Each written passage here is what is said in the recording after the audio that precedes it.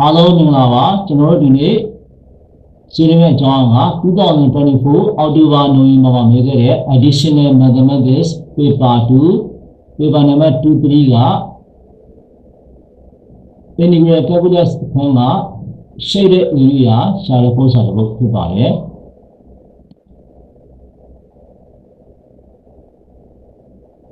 Solve the equation sin 4x is equal to 1 by 2 for 0 less than or equal to h less than or equal to pi by 4, giving your answer in terms of pi. So, ကျွန်တော်ဒီ equation ကိုဖြေရှင်းကြရင်ဖြေရှင်းတဲ့အခါမှာရလာမယ့်ဒီ answer x ဒီ0 to pi by 4ကြားရှိရမှာဖြစ်ပါတယ်အနည်းဆုံး0ဖြစ်ပြီးတော့အများဆုံးဖြစ်နေတာ pi by 4ဖြစ်ပါတယ် answer ကို in terms of pi နဲ့ပေးပါလို့မေးထားပါတယ်ဒီလို answer ကိုကြည့်အောင်မှတ်တယ်မျိုးပေါ်မှာတော့ page က sin 4x equal to 1 over 2အဲ့မှာ sin ကိုဒီဘက်ရှင်းတဲ့အခါမှာ 4x is equal to sin inverse 1 over 2အဲ့မှာ sin inverse 1 over 2 calculator နှိမ့်မယ်ဆိုရင်ကျွန်တော်တို့ပါမယ်ဆေးရပါတယ်။ sin function ဖြစ်တဲ့အတွက်ကြောင့်ကျွန်တော်ပါမယ်6ပြီးတဲ့အခါမှာနောက်တဲ့ answer တစ်ခုရှိပါတယ်။နောက်တဲ့ answer ရဖို့တဲ့ပါမယ်6ကိုပိုင်ရဲနှုတ်ရမှာဖြစ်ပါတယ်။ပါမယ်6ကိုပိုင်ရဲနှုတ်မယ်ဆိုရင်5ပါမယ်ဆေးရပါတယ်။ sin function ဒီ sin function ရဲ့တန်ဖိုးဒီ1 by 2 1 by 2ဒီသူက positive value ဖြစ်တဲ့အတွက်ကြောင့်first quadrant နဲ့ second quadrant မှာရှိနေပါတယ်။ first quadrant မှာရှိတဲ့အဖြေက pi by 6ပါတယ်။ second quadrant မှာရှိတဲ့အဖြေကိုနေနေဆိုရင်ဒီ pi by 6ကို pi နဲ့နှုတ်လိုက်မယ်ဆိုရင်5 pi by 6ရပါတယ်။အဲ့ဒီမှာ4ကဒီဘက်ချမ်းကိုသွားပြီးတော့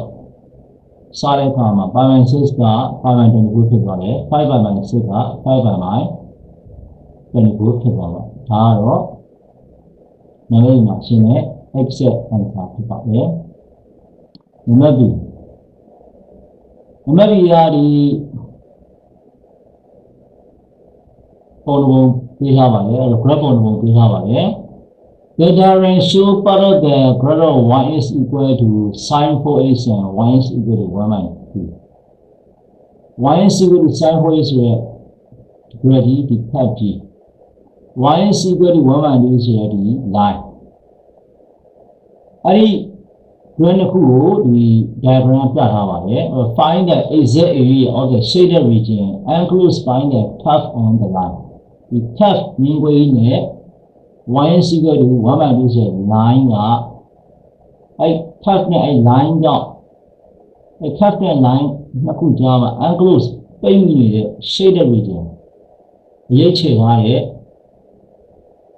အပိုင်းရဲ့ area ကိုexact area တိကျသော area ကိုရှာပါလို့ပြောထားပါတယ်။ကျွန်တော် shaded area တွေရှာတဲ့အခါမှာ upper limit lower limit ကိုပြီးမှရှာလို့ရမှာဖြစ်ပါတယ်။အဲဒီ cap ကြီးနဲ့ဒီ y is equal to 1 by 2ဆိုတဲ့ line ဒီ intersection ဖြတ်မှတ်နှစ်ခုရှိပါတယ်။ရှေ့ရတန်မိုးဒီ lower limit ဖြစ်ပြီးနောက်ကတန်မိုးဒီ upper limit ဖြစ်ပါတယ်။အဲ့တော့sin y is equal to sin 4x y is equal to 1 by 2အပေါ်နမိတ်မှာတွက်ခဲ့တာက sin 4x is equal to 1 by 2 sin 4x ကလည်း y နဲ့တူတယ်1 by 2ကလည်း y နဲ့တူတယ်ဒီနှစ်ခုကို equation ချပြီးတော့ရှင်းရတဲ့အခါမှာ answer နှစ်ခုထွက်လာတယ် answer နှစ်ခုမှာဒီငယ်တဲ့တန်ဖိုးကြီးရှေ့က lower limit ဖြစ်ပြီးတော့ဒီကြီးတဲ့တန်ဖိုးကြီးအနောက်က upper limit ဖြစ်ပါတယ်အဲ့တော့pi by 24ကို lower limit ထား5 pi by 24ကို upper limit ထားပြီးတော့ကျွန်တော်တို့ဒီ shaded area ကိုရှာမှာဖြစ်ပါတယ် answer ကိုကြည့်အောင် shaded area is equal to integral pi by 24 to 5 pi by 24အဲ့ prima graph က sin 4x အဲ့ဒီ sin 4x အတွက် sin y is equal to sin 4x ဆိုတဲ့ဒီအောက်ဖက်ချမ်းမှာရှိတဲ့area ရှာနော်အဲ့ဒီနေရာလေးကနေပြီးဒီနေရာထိဒီ lower limit ဖြစ်တဲ့ pi by 24ကနေ upper limit ဖြစ်တဲ့ 5 by 24 ထိကိုဒီ perfect အောက်မှာရှိ area ကိုရှာမယ်ဆိုရင် integrate by 24 to 5 by 24 sin 4 degree နဲ့ရှာမယ်အပြီးကနေဒီ line မှာဒါ lower limit ဒါ upper limit ဒီအောက်မှာရှိတဲ့တို့ area ကိုရှာမယ်ဆိုရင်တော့ integrate by 24 to 5 by 24ဒီ line ရဲ့ grade တန်ဖိုးက1 by 2ဖြစ်တယ်ဒါကြောင့်1 by 2ဖြစ်တယ်အပေါ် curve ရဲ့ definite integral ရဲ့နေပြီးတော့ outline ရဲ့ definite integral နှစ်ခုနှုတ်ပေးလိုက်လို့ဆိုရင်အဲ့တော့ကျွန်တော်အပေါ် shaded region ရမှာဖြစ်ပါတယ်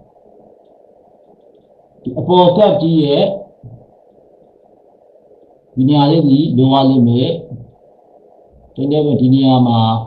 x တန်ကို lower limit ရှိတယ်ဒီနေရာက x တန်ကိုဒီမှာ upper limit ရှိတယ်အဲ့ဒီဂျားကဒီ curve အောက်က area ကိုရှာပြီးသွားရင်ဒီ line ရဲ့အောက်ကဒီ area ကိုနှုတ်ပေးလိုက်လို့ဆိုရင်အပေါ်မှာကျန်တဲ့ area ကြီး shaded area ဖြစ်ပါတယ်အဲ့တော့ perfect အောက်က area ကိုရှာဒီ line ရဲ့အောက်က area ကိုရှာပြီးတော့နှုတ်ပေးလိုက်လို့ဆိုရင်ကျန်တဲ့ area ကြီးအပေါ်မှာကျန်တဲ့ shaded area ရမှာဖြစ်အဲ့ဒီမှာ upper limit lower limit တွေတူတဲ့အတွက်ကြောင့်တို့ဒီတစ်ခုပေါင်းပြီးပြမယ်ဆိုရင်တော့ integrate by 24 to 5 by 24 sin 4h minus 1 by 2 dx ဖြစ်ပါတယ်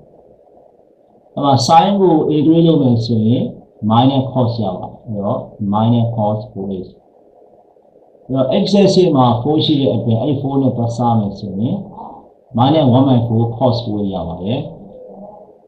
minus 1 by 2 integrate လုပ်မယ်ဆိုရင် minus 1 by 2 x ရပါတယ်အဲ့မှာ upper limit နဲ့ lower limit ကို upper limit ကိုကျွန်တော်ပြန်ထည့်ရပါတယ်ရေးပြီးတဲ့အခါမှာ upper limit တွေမှာအစားထိုးမယ် x ရဲ့နေရာမှာ upper limit တွေအစားထိုးမယ်ပြီးရင် x ရဲ့နေရာမှာ lower limit အစားထိုးမယ် upper limit အစားထိုးတဲ့တန်ဖိုးတွေ lower limit အစားထိုးတဲ့တန်ဖိုးနှုတ်လိုက်လို့ဆိုရင်shaded region ရဲ့ area ကိုရမှာဖြစ်ပါတယ်အဲ့တော့ကျွန်တော်ဒီတန်ဖိုးတွေကို upper limit လာအစားထိုးမယ် lower limit လာအစားထိုးမယ်အစားထိုးပြီးတော့ကျွန်တော်ပြောပြတာနှိပ်လိုက်မှဆိုရင်